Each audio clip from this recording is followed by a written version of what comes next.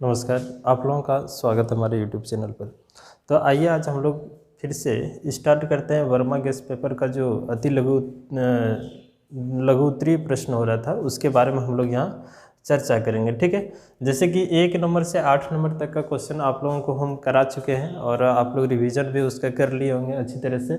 आज उसके जस्ट आगे वाला जो है ना 9 नंबर ये हम लोग बनाने जा रहे हैं। ठीक है, तो देखिए, दर्शाइए कि एक धनात्मक विषम पूर्णांक 4q+1 या 4q+3 के रूप का होता है जहाँ q एक पूर्णांक संख्या है। ठीक है, इसको हम लोग समझते हैं। अच्छा, ये बात समझने के पहले आप लोगों को कुछ हम बेसिक चीज़ें बता चुके हैं, इन बातों को थोड़ा सा ध्यान देखिएगा। सम संख्या किस रूप में होता है? तो 2q के रूप में होता है। और विषम संख्या किस रूप में होता है? तो 2q+1 के रूप में होता है। जनरली हम लोग ऐसे ही समझते हैं। अब इस 2 के जगह यहाँ 4 हो सकता है, इस जगह पे 4 हो सकता है, 6 हो सकता है, ऐसा कुछ भी हो सकता है। जैसे 6q हो सकता है ना, 4q हो सकता है, 6q हो सकता है, ऐसा। ठीक है, 8q हो सकता है। मतलब यहाँ सम संख्या और कोई एक ऐसा राशि जो पूर्णांक संख्या को दर्शाए। ठीक है, ये अचर राशि यहाँ n m कुछ भी हो सकता है इससे। ठीक है, तो उसी तरह से विषम संख्या भी आपका 4q+1 क्यों, यहाँ 3 भी हो सकता है ना, इस जगह पे 3 हो सकता है, 5 हो सकता है, 7 हो सकता है, ऐसा कुछ भी हो सकता है। ठीक है, लेकिन जनरली हम लोग एक फार्मूला के रूप में याद रखते हैं कि 2q+1 के रूप में होता है और सम संख्या जो होता है ये 2q के रूप में होता है। और जहाँ q कोई भी नंबर हो सकता है, 1 2 3 4 5 ऐसा कोई भी नंबर हो सकता है। अगर इन सभी नंबर को अगर आप यहाँ पुट करके देखते हैं तो आपको हमेशा सम संख्या का रिजल्ट मिलेगा। अब बिठा के देखिए ना, यहाँ 1 रखेंगे तो 2 1 2 2 होगा, यहाँ 2 रखेंगे तो 4 मिलेगा, यहाँ 3 रखेंगे तो 6 मिलेगा, हमेशा सम संख्या मिलेगा। और इसमें भी रख के देखेंगे तो आपको हमेशा रिजल्ट कौन सा संख्या का देगा? q की जगह 1 रख के देखिए 3 मिलेगा, q की जगह 2 रखिए 2 दूना 4 1 5 हो जाएगा। तो इस तरह से ये विषम संख्या को दर्शाएगा और ये सम संख्या को दर्शाएगा। बात क्लियर हो रहा है आप लोगों का? तो इसी के आधार पर हम लोग यहाँ साबित करेंगे कि दर्शाए कि एक धनात्मक विषम पूर्णांक 4q+1 या 4q+3 के रूप का होता है। क्लियर है बात? अब इसको थोड़ा सा देखिए ध्यान से। पीछे चीज़ें जो है ना आप लोग रिवीजन किए होंगे अच्छी तरह से, इसे भी हम लोग थोड़ा सा समझेंगे। ठीक है, और एक बात आप लोगों को बता दे रहे थे, साइंस का क्लास जो आप लोगों के 1-2 दिन के बाद, मान के चलिए कि शायद साइंस के क्लास आप लोगों को हम लाइव क्लास दें। ठीक है, तो उसके लिए जो है ना आप लोगों को अपने सर्कल में जितने भी आप लोगों का दोस्त वगैरह उन लोगों को जोड़ने की कोशिश कीजिएगा, ताकि हमें जो है ना आप मतलब एक एनर्जी अंदर से आएगा कि नहीं हमारे पीछे जो है ना बच्चे हमारे वीडियो को देख रहे हैं, लाइक कर रहे हैं और पसंद कर रहे हैं। ठीक है, तभी तो हम बना पाएंगे, आप लोगों को भी दे पाएंगे, अच्छा नोट्स भी बना के देंगे, इम्पोर्टेंट क्वेश्चन भी दे पाएंगे। ठीक है, तो कोशिश कीजिएगा आप लोग भी। और अब हम लोग यहाँ से काम करते हैं, अधिक क्या गप करना। देखिए, दर्शाइए कि एक धनात्मक विषम पूर्णांक 4q+1 या 4q+3 के रूप का होता है। तो इसको कैसे लिखेंगे? तो हम लोग कल एक टाइप का सीखे थे, आज फिर ऐसे मान लेते हैं कि यहाँ लिखेंगे माना। ठीक है, आंसर में प्रूव करेंगे। देखिए, आंसर में हम लोग ये काम करेंगे, माना ए कोई पूर्णांक संख्या है। आप ऐसे भी लिख सकते हैं, या नहीं तो इसको आप ऐसे लिख दीजिए, सबसे बेहतरीन होगा कि a बराबर भाज्य बराबर भाज्य, यहाँ देखिए ऐसे लिख दीजिए, भाज्य बराबर a। ठीक है, लिख दीजिए, और भाजक बराबर 4। अब 4 क्यों लिखे ये अभी तुरंत समझाएंगे। ठीक है, भागफल q मान लेते हैं और शेषफल r लिख लेते हैं। ठीक है, इन सभी चीज़ों के ऊपर हम लोग चर्चा करेंगे कि भाजक सर भाज्य आप ये माने हैं, इसको q मान लिए, इसको r मान लिए। ठीक है, लेकिन ये 4 क्यों माने, तो इसके ऊपर हम लोग अभी चर्चा करते हैं। देखिए, अगर आप यूक्लिड विभाजन एलोगरिदम का फार्मूला पढ़े होंगे तो वो क्या कहते हैं कि यहाँ कोई संख्या है, इसको हम लोग 20 से भाग देते हैं, यहाँ कोई भागफल आता है और नीचे में क्या होता है, शेषफल आता है। क्लियर है बात? अब हमें इसको चेक करना है, तो ये बराबर इन दोनों को गुना करके इसको जोड़ते हैं, यानी कि BQ प्लस R। अब हम देखिए, अगर भाज्य बराबर ये माने है, ये कोई पूर्णांक संख्या है ठीक है। तो भाजक कितना होगा 4 और भागफल q और ये शेषफल, ऐसा हम लोग माने हैं। यदि a इक्वल टू एक भाज्य संख्या है तो भाज्य बराबर क्या होता है, a बराबर होता है भाजक गुना भागफल जोड़ शेषफल, ठीक है। और हम लोग यहाँ एक तरह से a बराबर हम लोग मान लेते हैं कि 4q + 1 यानी तो 4q + 3 के रूप में, ऐसा, ठीक है। तो इसको हम लोग यहाँ लिखेंगे bq + r। एक और इसका कंडीशन है कि r का मान हमेशा b से छोटा होगा। ये 0 हो सकता है, r का मान जो है ना 0 हो सकता है, 0 के बराबर हो सकता है, 0 से बड़ा भी हो सकता है, लेकिन b से हमेशा छोटा होगा। ये बात आप लोगों को बोले थे कि याद रखिएगा, ठीक है। ये r का मान जो शेषफल है ये 0 के बराबर हो सकता है, 0 से बड़ा भी हो सकता है, लेकिन b से मतलब ये भाजक से हमेशा क्या होगा, छोटा होगा। ये बात आपको समझ में आया।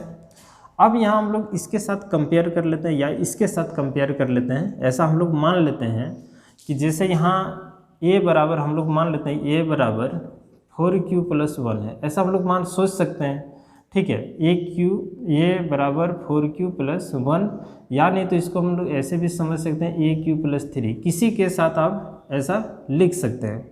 अब तुलना कीजिए इसको और ये दोनों समीकरण में तुलना कीजिए, ये वाला और ये वाला समीकरण में तुलना कीजिए। तो देखिए यहाँ a का मान ये वाला हो गया और यहाँ b के स्थान पर क्या है, तो 4 है, और q का q है, और r का मान कितना है, तो 1 है, ठीक है इसमें। लेकिन r का मान अगर हम इसके साथ तुलना करेंगे तो r का मान कितना हो जाएगा, 3 हो जाएगा। तो हमें r के ऊपर डिपेंड नहीं करना है, हमें इस चीज़ को देखना है कि b का मान कितना है, 4। यहाँ देखिए q के आगे b है, यहाँ q के आगे क्या है, 4 है, तो q के आगे यहाँ भी 4 है, q के आगे यहाँ भी 4 है, यानी कि क्लियर हो गया कि हम लोगों का b का मान जो हो गया, यानी कि भाजक जो हम लोग माने हैं, भाजक जो b का मान होगा, ठीक है। सुनिए यहाँ b हम ब्रैकेट में करते हैं, ये कितना होगा, तो 4 के बराबर होगा, ठीक है। तो ये 4 के अगर बराबर होगा, और अभी हम लोग तुरंत सीखे कि अगर b का मान 4, यहाँ से समझे क्या कि b का मान कितना आ गया, 4। बात को देखिए, क्वेश्चन को समझने में थोड़ा सा लेट हो सकता है, लेकिन एक बार जब आप लोग समझ जाएंगे तो फिर कहीं दिक्कत नहीं होगा, बात समझ में भी आएगा और क्वेश्चन बनेगा भी आराम से, ठीक है। तो b का मान कितना हो गया, 4। और अभी हम लोग तुरंत क्या सीखे कि b का अगर हम लोग यहाँ 4 रखते हैं, b के स्थान पर 4 समझिएगा, और यहाँ कोई नंबर है, इसको अगर हम लोग भाग देते हैं तो यहाँ कोई ना कोई भागफल आएगा q, ठीक है, ये पता नहीं है, और शेषफल कुछ ना कुछ तो आएगा, लेकिन कितना आ सकता है शेषफल, ये बात हम लोगों को समझना है। देखिए अगर हम लोगों का b का मान यहाँ से पता हो गया, समझिएगा b का मान 4 हो गया, यानी समझ गए b का मान 4 हो गया, ठीक है। अब 4 इस जगह पे रख देते हैं तो ये कोई संख्या होगा, कोई ना कोई संख्या होगा यहाँ, और ये कोई, यहाँ देखिए 4 से भाग दिए a में, तो कोई ना कोई भागफल आएगा, कुछ ना कुछ तो आएगा ही। अब जितना बार में कटेगा कुछ ना कुछ भागफल आएगा, ठीक है। और शेषफल कितना आएगा, ये सोचने वाली बात है कि शेषफल अब हम लोग कितना लिखेंगे। ये शेषफल जो आने का बात है, तो फिर हम लोग यहाँ क्या देख रहे हैं कि शेषफल सर हमेशा ये b से छोटा, यानी तो b से हमेशा छोटा आएगा। यहाँ देखिए ये फार्मूला जो हम लोग लिखे अभी कि शेषफल जो आपका है r, ये 0 भी हो सकता है, यानी तो 0 से बड़ा भी हो सकता है, लेकिन b से हमेशा क्या होगा, छोटा होगा। इससे ये हमेशा क्या होगा, छोटा होगा, लेकिन ये 0 भी हो सकता है, शेषफल आपका 0 भी हो सकता है, 1 भी हो सकता है, 2 भी हो सकता है, 3 भी हो सकता है, क्या 4 हो सकता है, तो 4 नहीं हो सकता है। अब 4 क्यों नहीं हो सकता है, क्योंकि देखिए 4 अगर यहाँ होता, शेषफल समझ के देखिए, अगर इस जगह पे हम 4 लिख देते तो भाग लग जाता है एक बार में। बात मेरा समझ में आ रहा है कि इस जगह पर अगर 4 होता तो फिर एक बार भाग देते थे ना, एक बार में पूरा कट जाता तो 0 हो जाता, नहीं हो जाता है। इसीलिए हम लोग 4 नहीं हो सकता है, इससे हमेशा छोटा होगा। शेषफल जो होगा 0 हो सकता है, 1 हो सकता है, 2 हो सकता है, 3 हो सकता है, लेकिन 4 नहीं हो सकता है। ये तो हम लोग कन्फर्म हो गए कि 4 आपका शेषफल नहीं हो सकता है। अब किन किन भाई लोगों को समझ में आ गया ये सब, ठीक है। तो 4 आपका शेषफल नहीं हो सकता। अगर हम यहाँ लिखें कि b4q + r, तो r का मान हम लोग क्या क्या रख सकते हैं, अभी तुरंत देखें ना, ये अगर फार्मूला हो तो r का मान 0 से बड़ा हो सकता है, 0 के बराबर हो सकता है, या नहीं तो b से हमेशा छोटा होगा। ये रिजल्ट देखें, तब हम लोग यहाँ लिख दें कि r का मान 0 या 0 से बड़ा होगा, लेकिन किससे छोटा का, b के स्थान पर 4 लिख दिए। यानी हम लोग क्लियर हो गए कि r का मान 4 से छोटा होगा, यानी कि 0 हो सकता है, 1 हो सकता है, 2 हो सकता है और 3 हो सकता है। ठीक है, 0 r का मान जो होगा 0 हो सकता है, 1 हो सकता है, 2 हो सकता है और 3 हो सकता है। क्लियर है आप लोगों को? अब यहाँ फिर एक एग्जाम्पल के माध्यम से समझ लेते हैं। मान लेते हैं कि यहाँ 2 है और हमें 5 में भाग देना है। ठीक है, समझिएगा। अब कोई क्या करता है, या फिर कोई और बड़ा नंबर ले लेते हैं, 11 ले लेते हैं। ठीक है, समझिए थोड़ा सा। अब यहाँ इसको कोई लड़का ने क्या किया, भाग दे दिया इसको 2 एक बार में, तो यहाँ 2 आ गया। समझिएगा, हम भाग इसका अभी चर्चा नहीं कर रहे हैं। ठीक है, भले अभी जो हम समझाने के लिए बता रहे हैं कि 2 एक बार में भाग दिए 2, तो इसको घटा देंगे तो कितना आएगा, शेषफल 9। समझिएगा ध्यान से। तो क्या ये शेषफल 9 सही है? कोई बता सकते हैं ये शेषफल हमारा जो 9 आया ये सही है? तो बोलेंगे सर नहीं सही है। क्यों? क्योंकि फिर ये भाग लग जा रहा है। तो फिर मान लेते हैं किसी ने बोला कि नहीं इस बार 2 से भाग देते हैं, तो 2 दूना 4, तो यहाँ लिख दिए 4, उतर गया 5। अब बोलेंगे नहीं सर ये शेषफल सही हो सकता है। अब आप लोगों में से कोई बताइए क्या ये शेषफल सही है? तो बिल्कुल नहीं है। काहे नहीं है? क्योंकि ये 2 से बड़ा है, फिर भाग लग जाएगा। तो कोई बोला कि नहीं इसको फिर से 2 से भाग कर दीजिए, तो 2 से अगर हम लोग भाग कर देते हैं तो ये हो जाता है 4। ठीक है, या कोई बोला नहीं सर 1 से भाग कर देते हैं तो यहाँ 2, तो यहाँ आ गया रिजल्ट 3। तो बोले क्या ये शेषफल जो आया ये सही है? तो ना ये शेषफल सही है, ना ये वाला शेषफल आपका सही है। काहे नहीं है? क्योंकि फिर भाग लग जा रहा है, 2 से ये बड़ा आ रहा है तो भाग लगेगा ही। ठीक है, तो भाग लग गया, तो अब फिर कोई 1 से भाग दे दिया। अब बोले अब ये शेषफल आपका सही हो गया क्योंकि इससे ये छोटा है। ठीक है, अब ये भाग नहीं जाएगा। शेषफल हम लोग किसको कहेंगे कि जिस संख्या से हम लोग भाग दे रहे हैं, अगर उस संख्या से वो पूरा नहीं कट रहा हो तो उसी को हम लोग शेषफल बोलते हैं। बात क्लियर हो गया यहाँ? तो इसीलिए हम लोगों का यहाँ b कंप्लीट हो गया, भाजक पता हो गया, b का मान 4, क्योंकि आगे में जो भी रहे गुना में ये b इसको समझना है। क्लियर है ना? और b का मान 4 और शेषफल कितना आएगा, तो 4 से छोटा ही आएगा, तो 0 आ सकता है ना, 1 2 3 4 आ सकता है, ऐसा आ सकता है। ठीक है, कोई दिक्कत? अब यहाँ हम लोग समझते हैं। अब इस समीकरण में एक एक करके वैल्यू पुट करते हैं, जिससे r का मान हम लोग 0 पुट करते हैं। ठीक है, इसमें तो r का मान अगर 0 पुट करते हैं तो a = 4q + 0, तो यहाँ हो जाएगा कितना, r के स्थान पर 0 रख दिए। देखिए r का मान कितना पुट किए, 0 थोड़ा बड़ा करके लिखते हैं। ठीक है, देखिए r का मान हम लोग 0 एक बार पुट करते हैं तो इस जगह पे हो जाएगा a। समझिएगा, तो हम लोग यहाँ लिख सकते हैं कि a = 4q + 0, यानी कि सीधा सीधी 4q। ठीक है, और ये 4q कौन सी संख्या है, तो ये आपका सम संख्या है। अभी तुरंत हम बताए थे कि सम संख्या का फॉर्मेट यही होता है। ठीक है, ये आपका कौन सी संख्या है, सम संख्या। अब r के जगह पे आप एक बार फिर से 1 पुट कीजिए। यहाँ 1 पुट करेंगे तो a = 4q + 1, ये किस फॉर्मेट में आ गया, ये विषम संख्या में आ गया, विषम संख्या में। ऐसा आप लोगों को जो है ना लिखना पड़ेगा। ठीक है, एक क्वेश्चन में मेहनत कीजिए ना, सब हो जाएगा। r का मान 2 रखते हैं, r के जगह पे 2 रखते हैं, तो यहाँ देखिए इस जगह पे 2 रख दीजिए, तो 4q + 2। अब देखिए ये भी सम संख्या और ये भी सम संख्या, यानी कि टोटल रिजल्ट आपका मिल गया सम संख्या। ठीक है, आप बोलेंगे कैसे? देखिए ये भी 2 से पूरा कट रहा है और ये भी 2 से कटेगा। ये विषम संख्या इसलिए है कि ये 2 से कट रहा है लेकिन ये नहीं कट रहा है, तो ये आपका हो गया विषम संख्या। 2 बिठा चुके। अब रखिए 3, r के जगह पर रख देते हैं 3, तो r के जगह पे 3 रख देते हैं इस समीकरण में। इसको आप समीकरण बोल सकते हैं। ठीक है, तो ये हो जाएगा 4q + 3, ये हो जाएगा आपका विषम संख्या।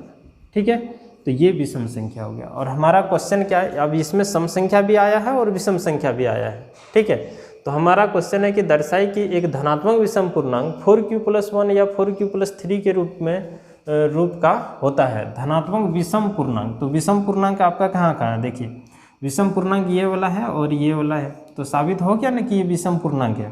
तो यहाँ लिख देंगे अतः, ठीक है, आप लोगों को भी लिखना है, अतः धनात्मक विषम पूर्णांक, अतः यहाँ लिख दीजिएगा धनात्मक विषम पूर्णांक, धनात्मक विषम पूर्णांक 4q+1 या 4q+3 के रूप में होता है, रूप में होता है। ठीक है, ये प्रूफ हो गया। अब किसी को दिक्कत है यहाँ समझने में, किसी को भी अगर दिक्कत हो तो आप लोग इसे है ना कमेंट करके बता सकते हैं कि सर समझ में नहीं आएगा, फिर आप लोग को नेक्स्ट क्लास में बता देंगे क्वेश्चन। ठीक है, लेकिन मेरे ख्याल से दिक्कत नहीं होनी चाहिए। अब इसी में देखते हैं 10 नंबर क्वेश्चन क्या कह रहा है कि दर्शाइए कि एक धनात्मक समपूर्णांक।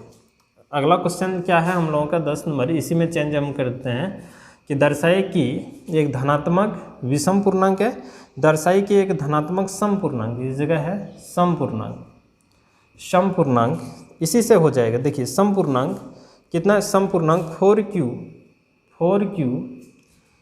ठीक है 4q+2 के रूप का होता है और q एक पूर्णांक है।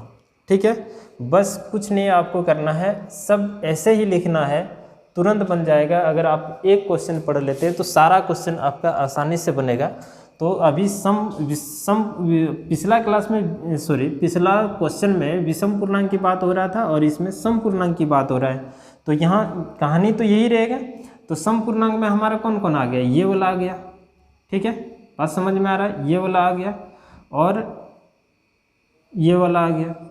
कुछ नहीं करना आपको, सम संख्या में ये है क्योंकि ये 2 से पूरा पूरा कट रहा है और ये भी 2 से पूरा पूरा कट रहा है। देखिए ये भी कट रहा है और ये भी कट रहा है, कट रहा है कि नहीं, ये तो भाग दे के देख लीजिए ना। देखिए 4q+2 2 से भाग देंगे, इसको अलग अलग कर सकते हैं, 4q/2 कर सकते हैं और 2/2 कर सकते हैं। देखिए ये कट गया और यहाँ से ये कट गया, तो बचेगा कुछ शेष पर, नहीं बचेगा। बात समझ में आ रहा है। तो अब यहाँ देखेंगे कि सर इसको भाग दे के दिखा दीजिए, तो 4q+1 2 से भाग करेंगे। सम संख्या का परिभाषा क्या है, कोई बताए? अरे मन में ही बोलो, सम संख्या का परिभाषा क्या है? तो सम संख्या का परिभाषा जो 2 से पूरा पूरा कट जाए और विषम संख्या जो 2 से पूरा पूरा नहीं कटे। ठीक है, तो 2 से कटाइए, ये अलग अलग हो जाएगा, तो 4q/2 और यहाँ 1/2, ये तो कट गया। क्या ये कटेगा आपका? नहीं, नीचे वाला सुपर में भाग देंगे 2 से 1 में तो भाग जाएगा, नहीं जाएगा। काहे नहीं? क्योंकि ये इससे छोटा है।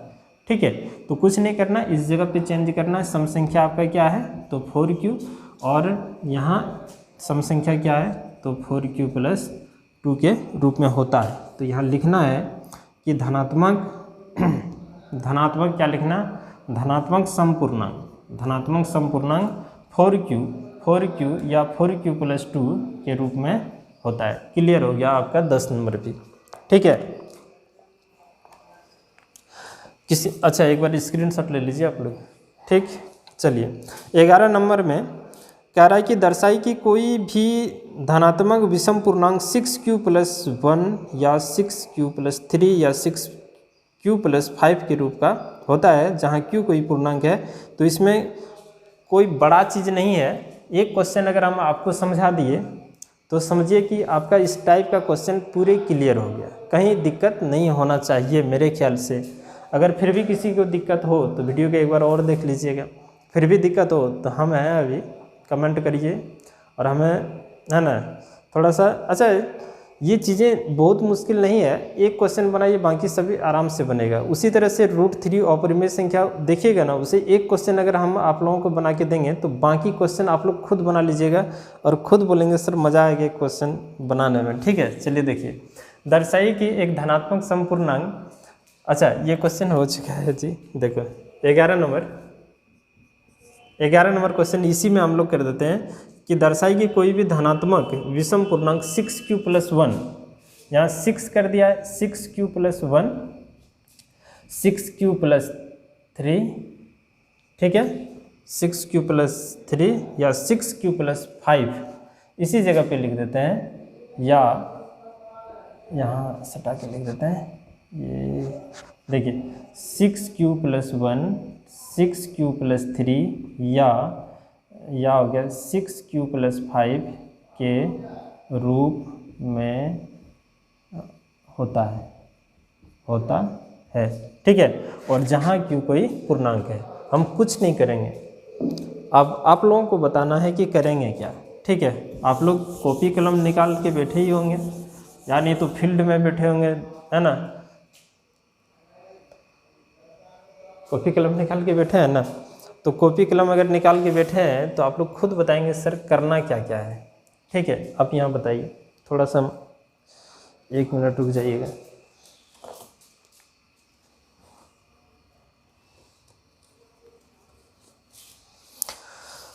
थोड़ा पेन का जो है ना कलर चेंज कर लेते हैं।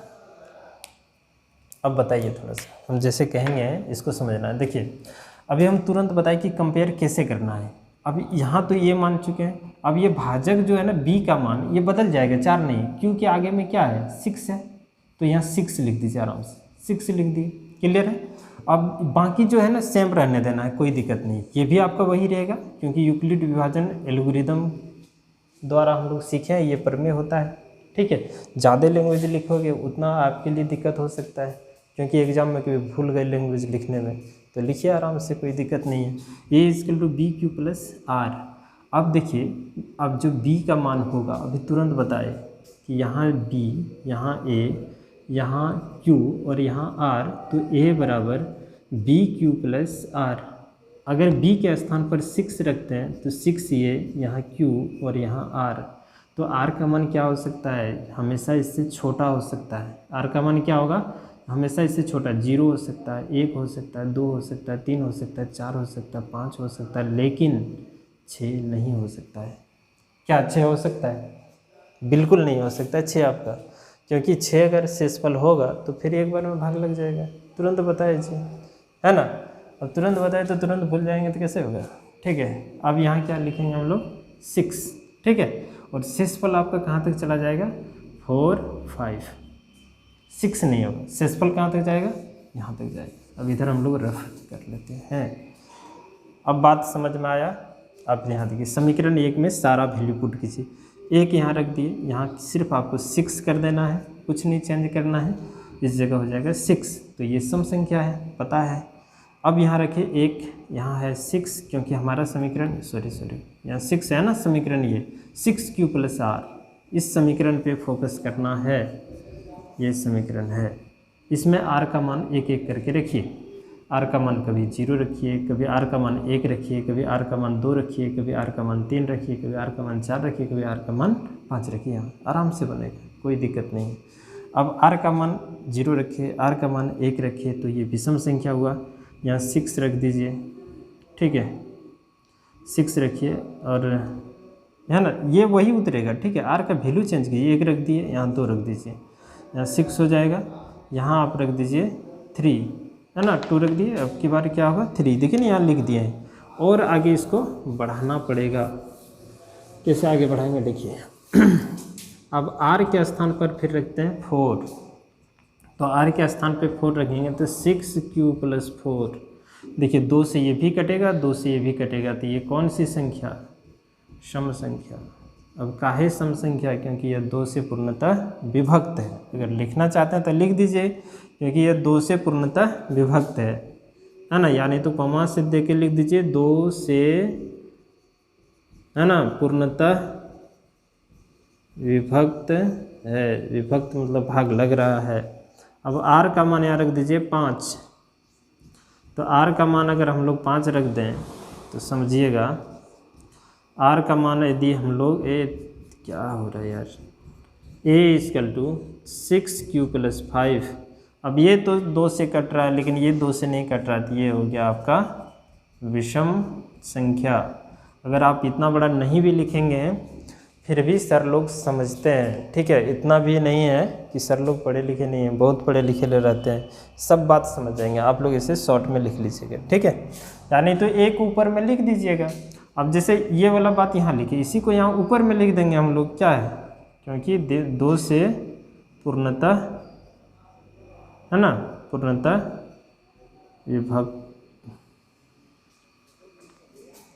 विभक्त है। ठीक है, और बाकी ऐसे ऐसे कर, जो 2 से नहीं है उसमें नहीं लिख देना है, कोई दिक्कत। अब यहाँ देखिए क्वेश्चन कह रहा है कि दर्शाए कि कोई भी धनात्मक विषम पूर्णांक, क्वेश्चन में ये है, दर्शाई कि कोई धनात्मक विषम पूर्णांक 6q + 1, 6q + 3 या 6q + 5 के रूप का होता है। ये क्वेश्चन था, ठीक है। तो इसमें देख लीजिए, ये तो आपका सम संख्या है, ये तो नहीं पूछ रहा है कि सम संख्या होगा, या पूछ रहा विषम संख्या होगा, तो विषम संख्या में ये वाला आ गया, विषम संख्या में ये वाला आ गया, क्योंकि ये 2 से कट रहा है लेकिन ये नहीं कट रहा है। विषम संख्या में ये वाला आ गया कि नहीं आ गया। तब हम लोग क्या लिखेंगे, अतः, यहाँ लिख देते हैं अतः, ठीक है। अतः कोई भी धनात्मक विषम पूर्णांक 6q + 1, 6q + 3 या 6q + 5 के रूप में होता है। ये प्रूव्ड। किसी भाई बंधु को दिक्कत है, किसी को दिक्कत है तो आप लोग बोल सकते हैं, ठीक है। एक बार आप लोग स्क्रीनशॉट ले लीजिए इसका। कि किसी परेड में 6 से 16 सदस्यों वाली एक सेना आर्मी की टुकड़ी को 32 सदस्यों वाले एक आर्मी बैंड के पीछे मार्च करना है ना। दोनों समूहों को समान संख्या वाले स्तंभों में, है ना, मार्च करना है। उन स्तंभों की अधिकतम संख्या क्या है जिनमें वे मार्च कर सकते हैं। तो देखिए, अधिकतम की बात हो, न्यूनतम की बात हो, तो अधिकतम की जहाँ बात हो सीधा आंख बंद करके SCF निकाल दीजिए इसका, ठीक है। मतलब 616 सदस्यों वाले एक सेना यानी कि आर्मी के टुकड़ों को 32 सदस्यों वाले एक आर्मी बैंड के पीछे मर्ज करना है। मतलब आप समझ सकते हैं 616 सदस्यों वाला आर्मी का एक टुकड़ा है, उसको 32 के ग्रुप में अगर बांटा जाए तो कितने ग्रुप बट जाए, आप ऐसे समझ सकते हैं। अब मानिए कि आप ऐसे इसको समझ सकते हैं, 616 आर्मी है, इसको अगर 32 का ग्रुप बना दिया जाए तो 32 ग्रुप, कितना ग्रुप ऐसा बन सकता है कि बना सकते हैं। तो आराम से आप क्या कीजिएगा, इसका SCF निकाल दीजिएगा, ठीक है। भाग नहीं देना है, क्या करना है, SCF निकाल देंगे। तो आप किसी भी मेथड से SCF निकाल सकते हैं, जरूरी नहीं कि आप यूक्लिड विभाजन द्वारा SCF निकालें, आप किसी भी मेथड से SCF निकाल सकते हैं। आपको जो मन कर रहा हो उस मेथड से निकाल दीजिए, है ना, कोनो रोक टोक नहीं है। तो क्वेश्चन आपको समझ में आ गया 12 नंबर में। तो 32 से हम लोग भाग कर देंगे 600, ये भाग विधि द्वारा। तो कितना बार में देने से ठीक रहेगा, तो एक बार में, है ना। तो हो जाएगा ये 32, ये कितना आ जाएगा यहाँ, तो 11 में 2 गया तो 9, या 5 में 29, ठीक है। बड़ा करके लिख देते हैं, ये 9 हो गया, और यहाँ 5 में 3 गया तो 2, अभी नहीं भाग जा रहा है, 6 उतार देते हैं। उसके बाद हम लोग 9 से भाग कर देंगे, तो 9 दूना 18, 1, है ना, 9 तिया 27, 1 28, तो यहाँ उतरेगा कितना, 8। अब देखिए भाग नहीं लग रहा, तो इस 32 को यहाँ लिख देना है, और अब भाग दीजिए 8 चौका 32, तो शेषफल कितना आ गया आपका 0। तो SCF कितना आ गया, HCF आ गया आपका 8। ये न होता है, SCF कितना आ गया 8। ये जरूरी नहीं है, आप यूक्लिड विभाजन द्वारा भी बना सकते हैं। अच्छा, इसी को यूक्लिड विभाजन में लिखना बहुत बड़ा खेल है ना, कुछ नहीं है। देखिए 616 लिख दिए, अब इसको गुना करके इसको जोड़ दीजिए, जो शेषफल आया था यहाँ, बात समझ में आ रहा है।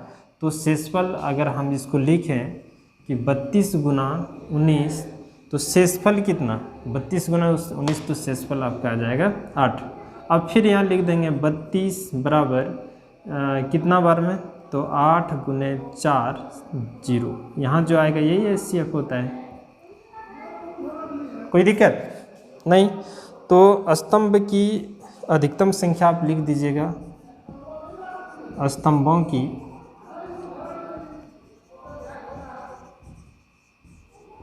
अधिकतम संख्या क्या आ गया, जो SCF इसका आएगा वही आ जाएगा।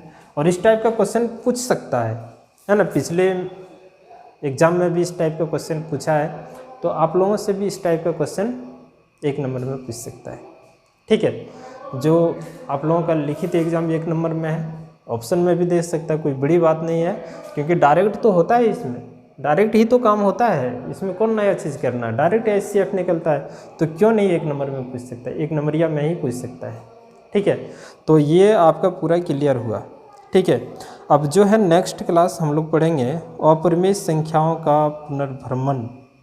ठीक है, अपरिमेय संख्या हम लोग सिद्ध करने सीखेंगे कि √3 एक अपरिमेय संख्या है। ये सब क्वेश्चन आप लोगों से पूछ सकता है।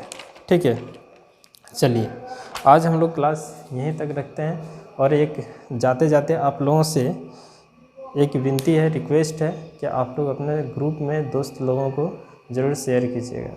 ठीक है, चलिए धन्यवाद।